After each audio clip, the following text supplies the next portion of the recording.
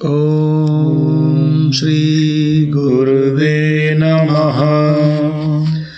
ओम शांति शांति शांति। श्वेताश्वतर उपनिषद और उसमें अध्याय 1 का मंत्र नंबर 3। मंत्र नंबर 3 में पिछले वाले एपिसोड से कंटिन्यू होता है ये, और इसमें बात चल रही थी धीर की। जी भगवान।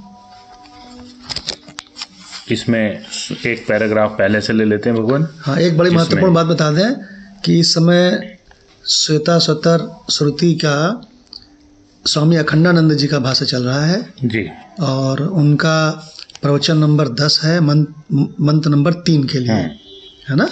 और पेज नंबर है 116 जी, 117। इस मंत्र का अर्थ ले लेते हैं एक बार दोबारा से।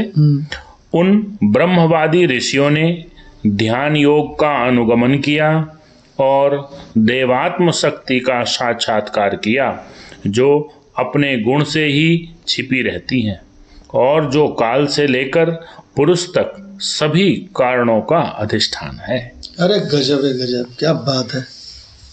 तो ते ध्यान योगात अपश्यन, इसकी व्याख्या हो गई थी। अब इसके लिए स्वामी जी ने बताया था कि परमात्म दर्शन के लिए अंतर्मुखी होना होगा। अंतर्मुखी होने के लिए फिर क्वालिटी में बताया कि धीर हो गए। कश्चित धीरः प्रत्यग आत्मा प्रत्यगात्मानम आत्मानम अच्छत। एक तो होवे धीर। धीर माने संसार में जो कष्ट आवे, जो विपत्ति आवे, जो प्रतिकूलता आवे, उसको सह ले। वाह, ये तो भगवान ने गीता में बताया है। हाँ, कि जो भी सर्दी गर्मी सुख दुख अनुकूलता प्रतिकूलता उसको सह ले। काहे को सह ले? क्योंकि इसके सह लेने से हमें अपने लक्ष्य को पूरा करना है। इनके सबके चक्कर में कौन पड़े जी। उसमें बताया आगमा पाइनो अनित्या तान तितिच्छा भारत, कि उसकी तितिच्छा कर। हाँ, तितिच्छा माने सह ले। बोले यार तुम मुस्कुरा के कैसे सह लिए? तो बोले भैया हमारा तो हमको टारगेट पूरा करना है, इनके सबके चक्कर में कहाँ पड़ेंगे। बीच में मत अटको। हाँ, मत अटको। अनुकूलता चाहेगा तो भी परमात्मा नहीं मिलेगा, प्रतिकूलता से लड़ेगा तो भी परमात्मा नहीं मिलेगा। इसीलिए सह लेता है। हाँ, ये आपने बड़ी अच्छी बात पढ़ी कि अगर वो प्रतिकूलता से लड़ेगा, प्रतिकूलता से लड़ेगा तो भी परमात्मा, तो भी कौन सा परमात्मा मिल जाएगा। और अनुकूलता ही चाहता रहेगा तो कौन सा परमात्मा मिल जाएगा। अनुकूलता प्रतिकूलता दोनों अध्यस्त है ना। हमारा टारगेट तो परमात्मा है। यस। तो हम क्यों अटके बीच में? हम सह के निकल जाएंगे चुपचाप। यस। तो अनुकूलता को चाहो मत, प्रतिकूलता से लड़ो मत, धीर हो जाओ। बहुत सुंदर, बहुत सुंदर। जो होवे उसको सहते जाओ।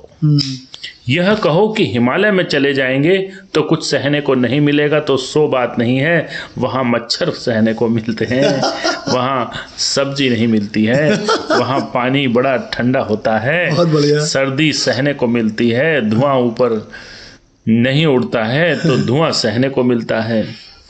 संसार में ऐसी कोई परिस्थिति नहीं है जहां कुछ न कुछ सहना न पड़े। ये बहुत अच्छा, अगर बहुत अच्छी स्लाइड है जी। संसार में ऐसी कोई परिस्थिति नहीं है जहां कुछ न कुछ सहने को ना पड़े। जी। हम तो कहते हैं हमेशा कि यहाँ पर जो है समस्याओं के प्रकार बदला करते हैं। बस जब समस्याओं के प्रकार बदलते हैं उस संधि काल को वो सुख कहने लगता है। हाँ, वो जो एक समस्या से दूसरी समस्या के बीच में जो उसका अवकाश मिलता है, हाँ, वो कहता है सुख है।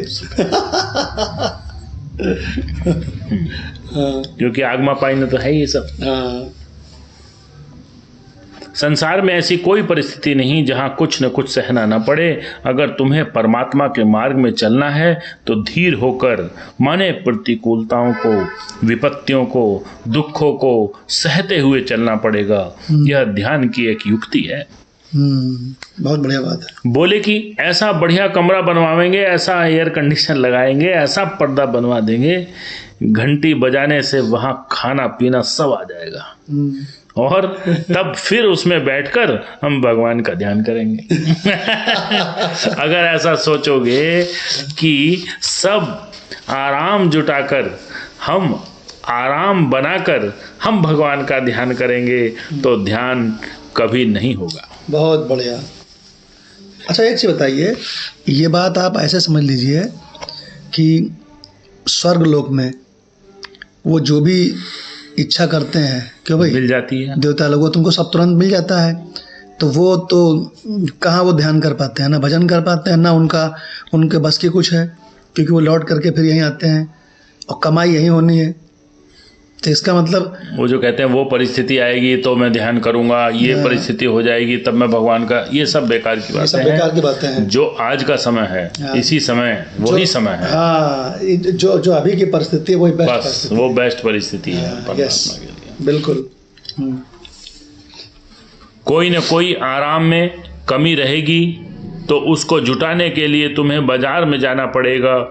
कोई न कोई मशीन में खराबी होगी, कभी एसी खराब है, कभी पंखा कोई न कोई घर में कमी होगी तो बाजार जाना पड़ेगा जरूर। इसलिए सहते हुए ध्यान के रास्ते में चलना है। तो ये खासकर जो भी शादीशुदा लोग हैं उनके लिए एक छोटा सा इशारा स्वामी जी ने कर दिया कि घर में पति पत्नी से झगड़ा मत करो, क्यों भाई, सहते हुए अपने लक्ष्य की ओर चलो जी। दूसरी बात ध्यान में है आवृतः चक्षु अमृतत्व इच्छन। आवृत चक्षु अमृतत्वम इच्छन। यस। बोले कि अच्छा सब तो सह लेते हैं पर देखने में क्या हर्ज है। बोले कि नहीं, आंख बंद कर लो। आंख बंद कर लेने का अर्थ यह नहीं है कि जो ऊपर पलक है उसको बंद कर लिया तो आंख बंद हो गई। नहीं, हमारे योगी लोग तो कहते हैं कि खोल दे पलक देख ले झलक। क्या बात है। हमारे योगी लोग तो कहते हैं खोल दे पलक देख ले झलक, खुली आंख से परमात्मा देखें। कि ऐसा है, एक बार उनकी पहचान हो जाए। आवृतः चक्षु का अर्थ है कि जो होता है सो होने दो, तुम दुनिया की ओर से अपनी आंख बंद कर लो, सहते चलो, आंख बंद कर लो। क्या बात है, गजब भाई गजब। देखिए कितनी बार तुम दुनिया की ओर से अपनी आंख बंद कर लो, मतलब ना असतो विद्यते भाव। हाँ, वो सहज समाधि हो गई, सहज समाधि हो गई, और जो होना है होए। आगे कहते हैं कश्चित धीरा आवृत चक्षु अमृतत्वम इच्छन प्रत्यग आत्मानम एच्छत। देखो, धीर माने सहो, आवृत चक्षु आंख बंद कर रखो। अच्छा, आवृत चक्षु आंख बंद रखो। और यदि अमृतत्व इच्छन, अमृतत्व को यदि प्राप्त करना चाहते हो तो प्रत्यग आत्मानम एच्छत, अपने आप को देखो कि मैं कौन हूँ। इसकी जो खोज है वह परमात्मा के दर्शन का उपाय है। अरे गजब, क्या बात है, गजब हो गया, टॉप हो गया। बहुत बढ़िया बात कह दी भाई। ये मंत्री टॉप हो गया पूरा। यस, जो दिया है उन्होंने। कहाँ का मंत्र है? श्रुति का मंत्र है कहीं का। ध्यान योग क्या है? देखो, जिन लोगों को परमात्मा मिल गया है अथवा जो लोग जानते मानते हैं कि हम ही परमात्मा हैं, उनको योग करने की जरूरत नहीं है। भला वाह वाह वाह वाह कितना गजब की चीज लिख दी। ये देखो, ये स्लाइड बनाने लायक है। एक बार फिर से, जो लोग ध्यान योग क्या है? देखो, जिन लोगों को परमात्मा मिल गया है अथवा जो लोग जानते मानते हैं कि हम ही परमात्मा हैं, उनको योग करने की जरूरत नहीं है। भला गजब रे गजब, क्या बात है। योग माने उपाय। योग माने उपाय। उनको उपाय करने की क्या जरूरत है? क्यों भाई? योग माने साधन। जिसको परमात्मा को ढूंढ निकालना है उसके लिए योग की जरूरत है। कैसे योग करना? बोले ध्यान योग करना, चिंतन योग करना। क्योंकि जो यह है सो मैं नहीं, और जो वह है सो भी मैं नहीं। अब समझो, आप इस समय आप प्रेम कुटीर में बैठे हो। बॉम्बे में हो रहा है ये। यस। अब इस समय जो आपके घर में है वह क्या आप हो? नहीं हो ना। आप यहाँ बैठे हो तो घर में नहीं हो ना, क्योंकि वह घर में है और आप यहाँ हो, तो तुमको परोक्ष है, वह तुम नहीं हो। अच्छा, बोले कुटिया में 10-20 जने बैठे हैं, 10-20 जने नहीं, सैकड़ों जने बैठे हैं, यह क्या सैकड़ों जने तुम हो कि नहीं? जो घर में बैठे हैं उनसे जैसे तुम अपने को जुदा जानते हो और यहाँ बैठे हुए लोगों से भी अपने को जुदा जानते हो, ऐसे ही जो बैकुंठ में, साकेत में, गोलोक में, लोकांतर में जो वह रूप से बैठे हुए हैं, उनसे तुम जुदा हो। गजब। वह से मैं जुदा है। और जो इस संसार में प्रत्यक्ष इंद्रियों से स्पर्श, शब्द, रूप, रस, गंध आदि दिखलाई पड़ रहे हैं, इनसे भी तुम जुदा हो, वहां से भी जुदा और यहां से भी जुदा। अब ऐसा जो यह तुम्हारा मैं है, उसका तुम चिंतन करो, उसका स्वरूप क्या है। गजब रे गजब, क्या बात है। वह का भी पता लगाने वाला वही मैं है, यह का भी पता लगाने वाला वही मैं है, वो आधार है। यह और वह दोनों की जो कल्पना आती है, सो यह मालूम होता है कि ब्रह्मलोक, साकेत लोक, गोलोक आदि बहुत सारे जीव हैं, ये सब कल्पना में है, और वे बहुत सारे लोक हैं, उन सब के साक्षी, उन सब के प्रकाशक, उन सब से न्यारे तुम हो। गजब। केवल निषेधात्मक जो ज्ञान होता है, वह अज्ञान के निवारण में समर्थ नहीं है। व्यतिरेक वाला वह आप लोगों को वेदांत की बात, यह आप लोगों को वेदांत की बात सुनाता हूं भला। नेति नेति जो औपनिषद वाक्य है ना, कि यह नहीं, माने स्थूल शरीर नहीं, सूक्ष्म शरीर नहीं, कारण शरीर नहीं, विषय नहीं, इंद्रिय नहीं, मन नहीं, बुद्धि नहीं, आनंदमय कोश नहीं, यह नेति नेति का जो ज्ञान है, यह आत्मा को ब्रह्म बताने में समर्थ नहीं है। अरे गजब, क्या बात है। यह तो अवान्तर वाक्य बोले जाते हैं वेदांत में। इसलिए नेति नेति का ध्यान करोगे तो सबसे व्यतिरेक होकर मैं का अपने दृष्टा रूप में अवस्थान तो हो जाएगा, परंतु वह दृष्टा ब्रह्म है, यह ज्ञान नहीं होगा।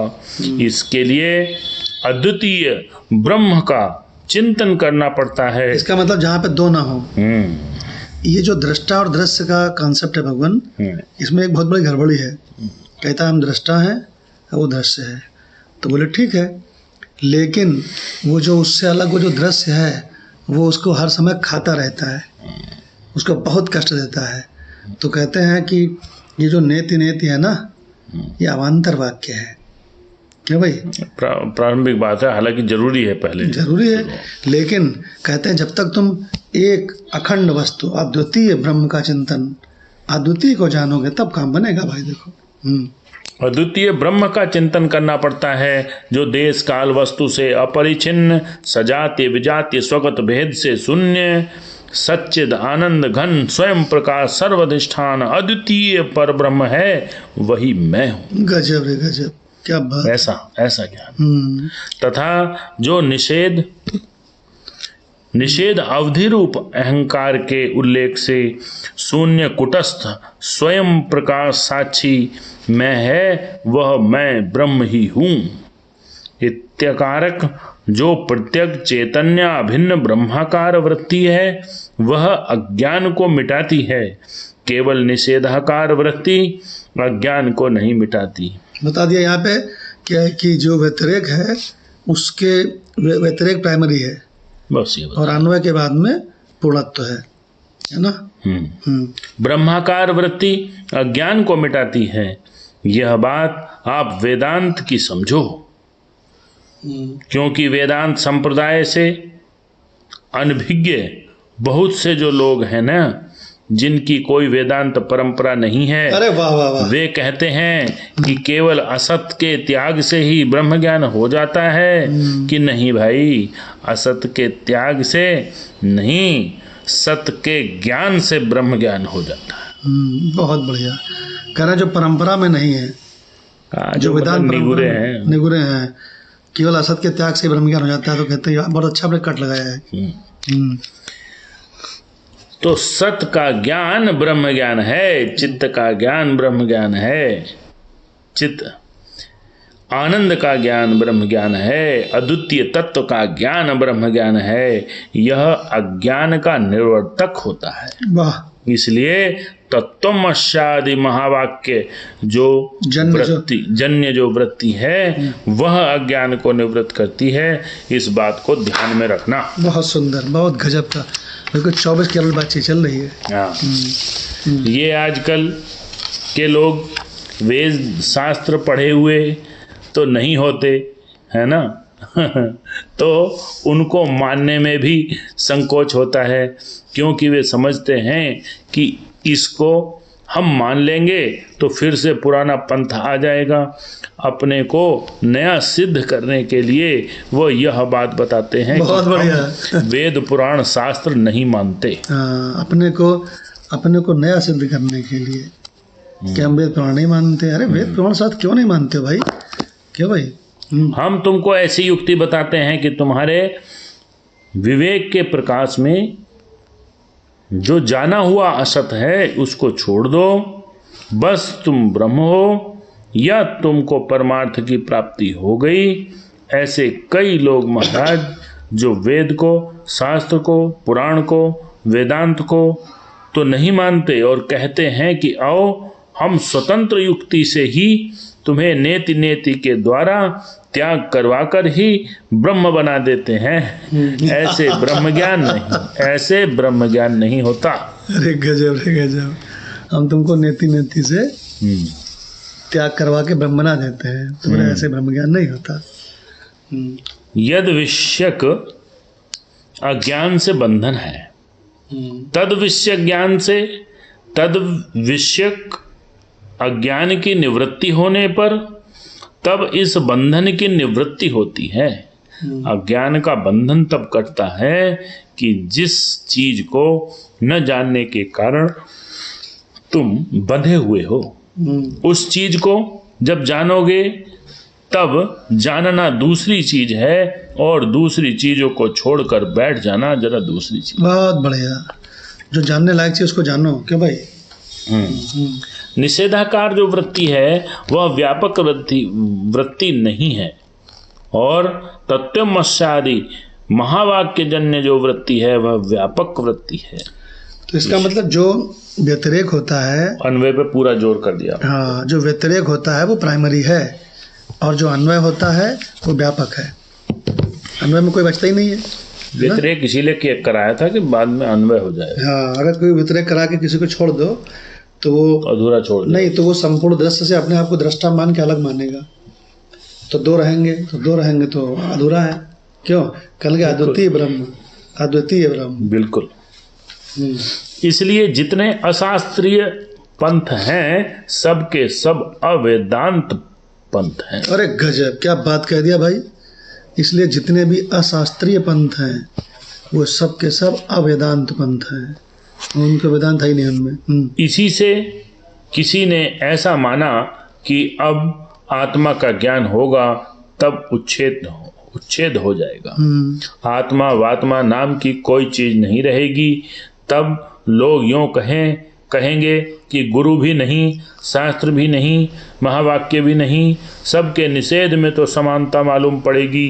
परंतु जो सूक्ष्म अंतर है कि ब्रह्म ज्ञान के द्वारा ब्रह्म के अज्ञान की निवृत्ति, यह महावाक्य की जो विशेषता है और यही जो औपनिषद ज्ञान की विशेषता है, यह मालूम नहीं पड़ेगी।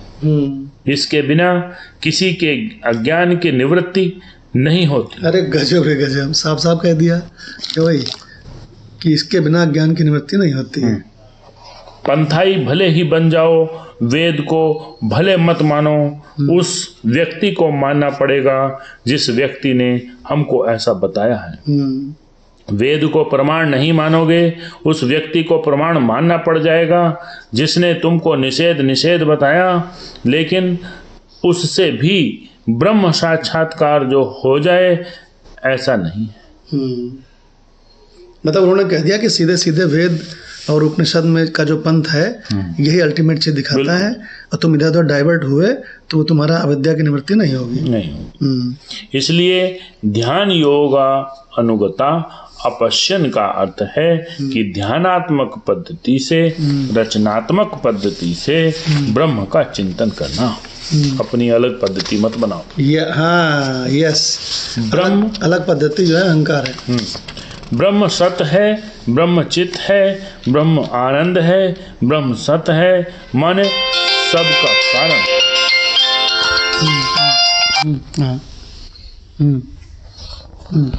सबका कारण है, अधिष्ठान है, चित है, माने सबका प्रकाशक है। घड़ी का अधिष्ठान ब्रह्म है, लेकिन घड़ी का प्रकाशक ब्रह्म कहाँ से है? बोले कि आत्मा रूप से है। आँख की उपाधि से घड़ी का प्रकाशक है, और घड़ी में अस्थि रूप से घड़ी का अधिष्ठान है। अरे गजब! नेत्र अवच्छिन्न चैतन्य, जब घड़ी अवच्छिन्न चैतन्य से एक होता है तब घड़ी का बोध होता है। इसलिए घड़ी का प्रकाशक है ब्रह्म। इस प्रकार यदि माया का ख्याल छोड़ करके परमात्मा का साक्षात्कार करना हो तो अस्थि भाति प्रिय रूप जगत में और आत्मा रूप से प्रत्येक चैतन्य भिन्न रूप से जानकर अद्वितीय रूप से ब्रह्म को जानने से ब्रह्म विषयक अविद्या की निवृत्ति होकर द्वैत का उच्छेद होता है। इसलिए ध्यान योग अनुगता अपश्यन, यही तो इसमें आया है। ते ध्यान योग वेदांतिक लैंग्वेज पे चल रहे हैं एकदम धनाधन। बिल्कुल 24 कैरेट वेदांत सुना रहे हैं। और इस समय जो ऐसे वैसे लोग हैं वो भाग खड़े होंगे। समझ ही नहीं आएगा। ये हमें सब समझ आ रहा है। शांति शांति शांति। कितनी बढ़िया श्वेता सुतर श्रुति हम लोग की चली भगवान। और निश्चित रूप से जो वेदांत परंपरा में नहीं है वो इसके रहस्य को नहीं समझ सकते भगवान। ओम शांति शांति शांति।